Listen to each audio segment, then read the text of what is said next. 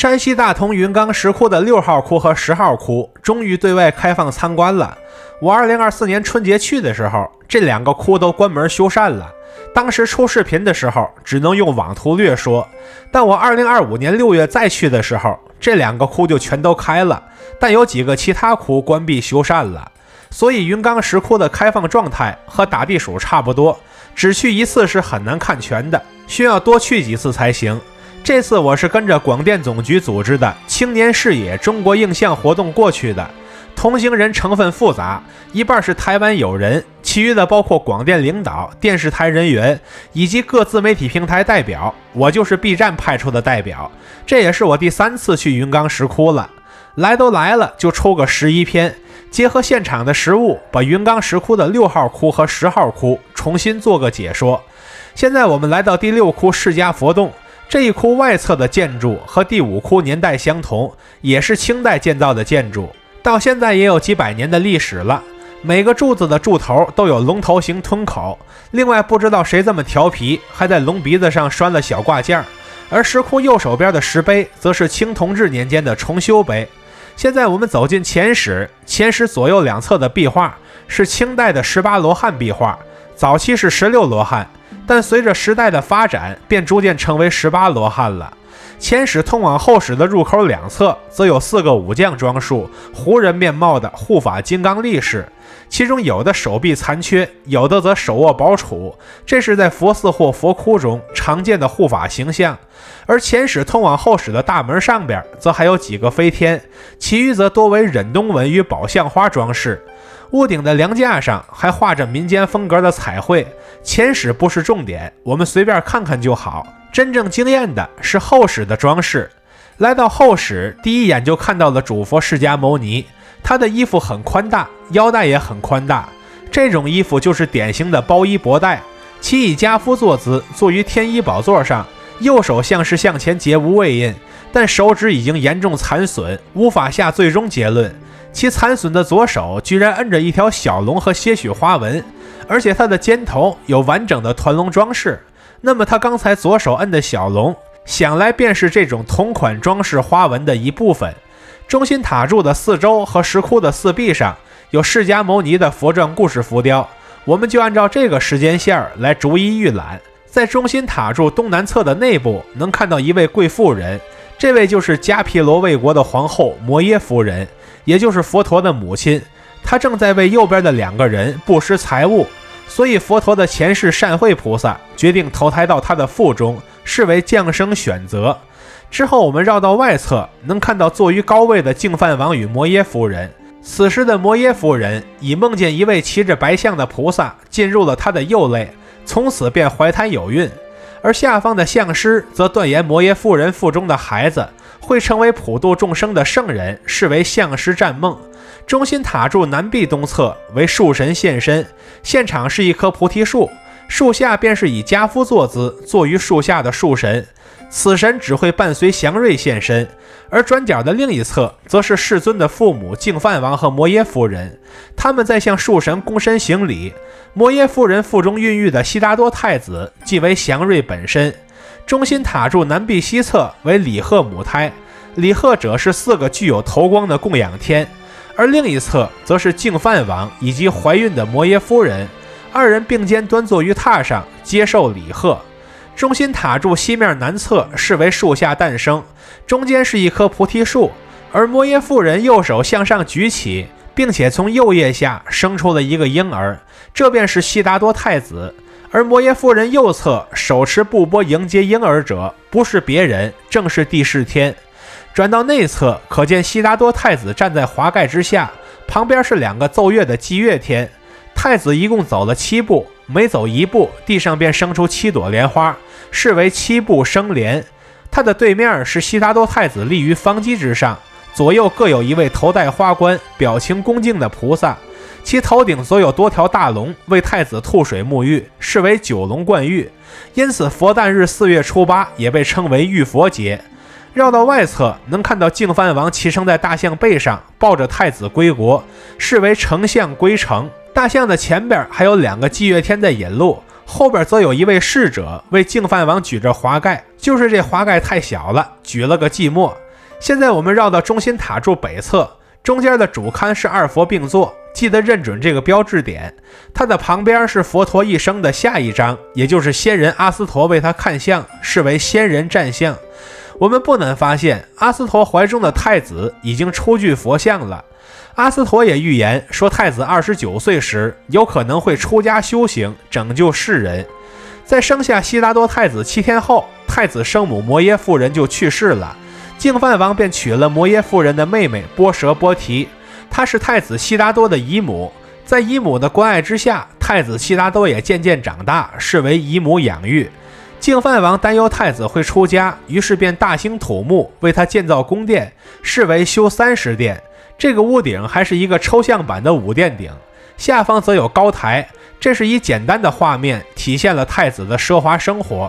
绕到外侧，发现太子头戴宝冠，坐在大象的背上，周遭则是祭月天和侍者。这是太子年少之时所享受到的无忧无虑的富贵生活，也来源于净饭王的刻意安排，视为丞相回宫。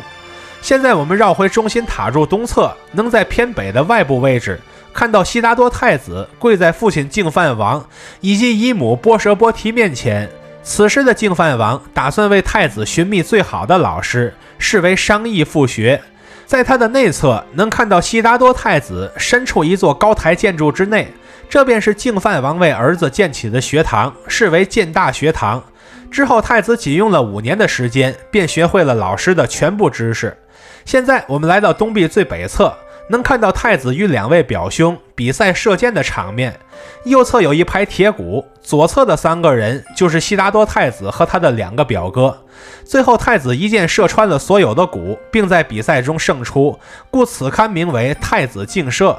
与之相邻的场景是太子在宫中被众多女妓环绕的场面，视为宫中娱乐。但太子并未因此而满足，反而冥思苦想，郁郁寡欢，视眼前声色如无物。所以太子向他的父亲净饭王请求要出宫游览，净饭王当然答应了下来。此时的净饭王头戴宝冠，稳坐高位，太子则恭敬地跪在前方，向父王辞别，视为请求出游。再往后是城东门之前，太子头戴宝冠，骑在马上，背后有侍者为他举起华盖，他的面前则是一位老人。这是他初次见到老者，才发现无论富贵还是贫穷者，都逃不过衰老的结局，视为东门遇老者。而在城的南面，太子则看到了一个病人，这也是他初次见到病者，视为南门遇病者。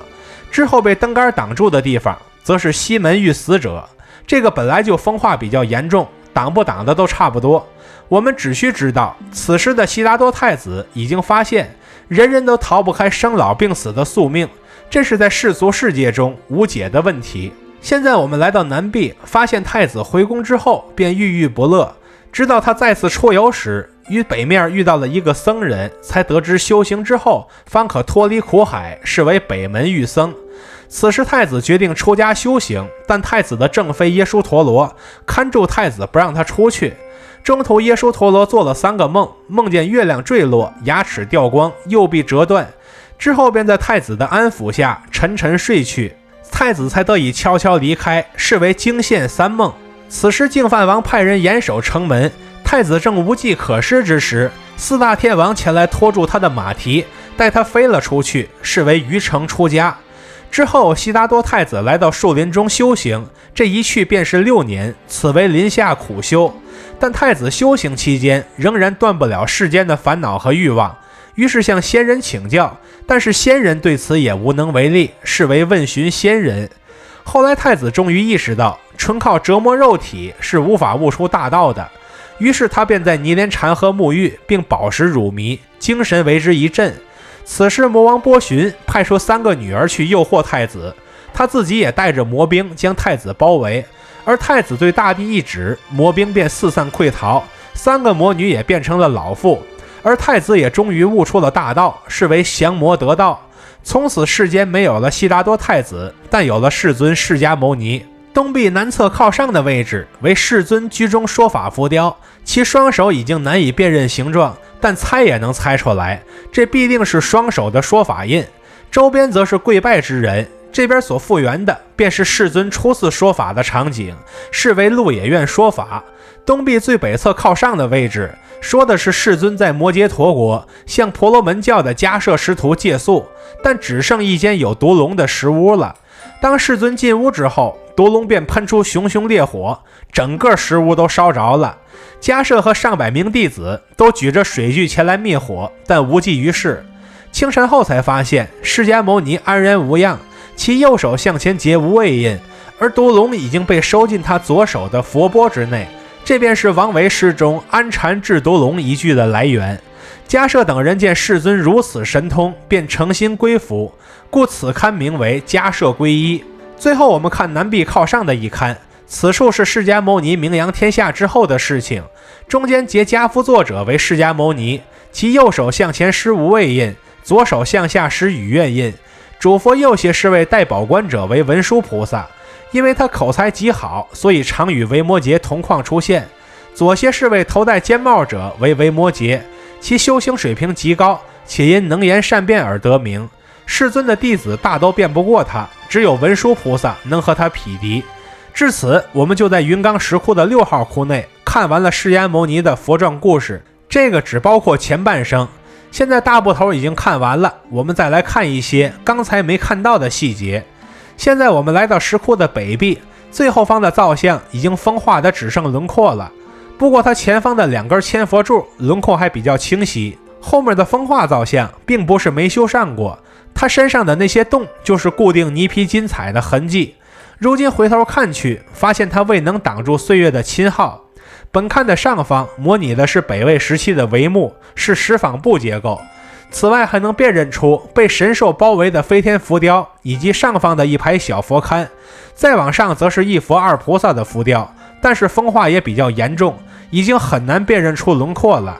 至此，我们就看完了云冈石窟中最为久负盛名的第6窟。现在我们来到第10窟。上次我来这儿的时候是9号窟开10号窟关，这次我来是10号窟开9号窟关。这个10号窟可了不得，单单一个前室就如此的华丽，而分隔前室和室外的柱子则是2根千佛柱。通往内侧的窟门上方是交错的忍冬纹与宝相花，上方是一层带有百兽装饰的垂珠帷幔，帷幔之间的空隙处则各有一个双手合十的小佛。再往上的正中间是一座小型的须弥山，山腰处缠绕双龙，其余地方则有百兽奔腾。其2侧的小型浮雕是跪姿的供养菩萨，外侧2者均多头多臂，手中托有日月，这便是佛教中天众的一部分。从这个位置往上看，就看到了前室北壁的明窗，明窗外侧一左一右各有一个供养天浮雕，上沿是一层跪姿的供养天，以及一层以奇异姿势飞行的飞天，中间则是坐佛。再往上看，则是三角形帷幔下的6尊坐佛，最顶端则是金翅鸟迦楼罗，而明窗之内的侧面是千佛浮雕，屋顶则是一圈飞天，围绕着一朵巨大的双瓣团莲。前室北壁东侧下方为一佛二菩萨浮雕，色彩保留的较为完好，上方则是2佛并坐，这个色彩都风化掉了，但是轮廓还很清晰。前室西壁下方为一立佛一坐佛，上方的3尊造像则全都是菩萨造像，中间这尊菩萨双腿交叉，视为交角菩萨，而2侧菩萨翘着2郎腿，手托着脸，这个叫做思维菩萨。前室我们就看到这里，现在我们准备穿过门去看后室，而这道门的2侧居然各有一个金刚力士，这是佛教中的护法，一般都是放在门口或室内，很少会直接雕刻在门框上。来到后室之后，第一眼看到的就是位于北壁的主佛了，原版的已经风化没了，这一整个都是后来补塑的，难怪看起来这么新。后室的东壁有一个头戴化佛宝冠的思维菩萨，原版的菩萨也风化严重，如今都是后期补的泥彩。后室的西壁也是一个头戴宝冠胸佩璎珞的菩萨，看彩色就知道它新，不多说了。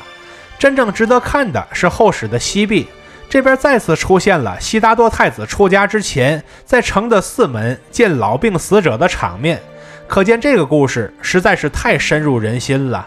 至此我们就看完了云冈石窟的10号窟。这次唯一遗憾的是16窟上次来在修缮，这次来还在修缮，就只能等下次了。算到这次，其实我已经是第3次造访云冈石窟了，相信以后还会有第4次、第5次。如果机缘真的到了，那真的是挡也挡不住，随时可能会跟他重逢。当初我在2024年黑神话悟空巡礼的时候，给云冈石窟出了一组视频。那会儿我觉得云冈石窟能说的地方几乎都已经说尽了，但这次重来云冈石窟，却又发现了很多新元素。这么一想，还是有点开心的。虽然我们距离灵山很远，但起码踏上了取经路，而且一直在前进，且从未停歇。不知前路席卷的风会将我们带向何方，又将引领我们发现怎样的宝藏，且让我们拭目以待。看到这里的朋友，欢迎点赞、收藏、加关注，和徐公一起读城，一起旅行。